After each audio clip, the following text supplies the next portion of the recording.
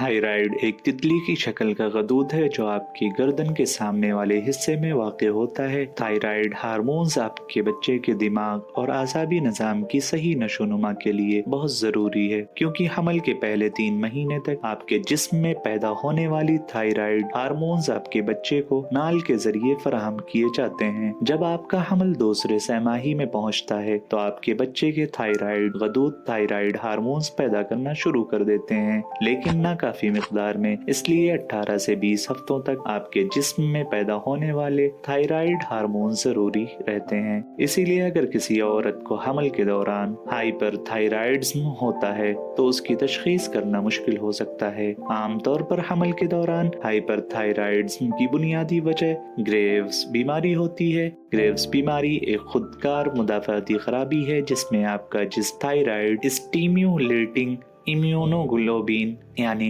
PSI पैदा करता है। PSI एंटीबॉडी की एक किस्म है जो थायराइड हार्मोन्स की पैदावार को बढ़ाती है। कुछ सूरतों में शदीद मतली और कै की वजह से वजन में कमी और पानी की कमी, जिसे हाइपरमेसिस ग्रेविडारम कहते हैं, भी हमल के दौरान हाइपरथायराइडिज्म का सबब बन सकती है। हाइपरमेसिस ग्रेविडारम के दौरान HCG हार्मोन्स की सतह में इजाफा होता है, जो बदले में थायराइड हार्मोन्स की सतह को बढ़ाता है। ये मसला आमतौर पर हमल के 6 महीने में खुद ही हल हो जाता है। हमल के दौरान हाइपरथायराइडिज्म की कुछ आम अलामत में शामिल हैं: दिल की धड़कन में इजाफा, बहुत ज्यादा गर्मी का एहसास, शदीद थकावट, हाथों में कपकपाहट, वजन में कमी या हमल के दौरान वजन न बढ़ना। अगर आप इनमें से कोई अलामत महसूस करते हैं तो आपको अपने डॉक्टर से रुजू करना चाहिए। और अगर आपको ये वीडियो पसंद आई तो बराहे करम इसे लाइक और शेयर करें और हमारे चैनल मेडविगी को सब्सक्राइब करना ना भूलें।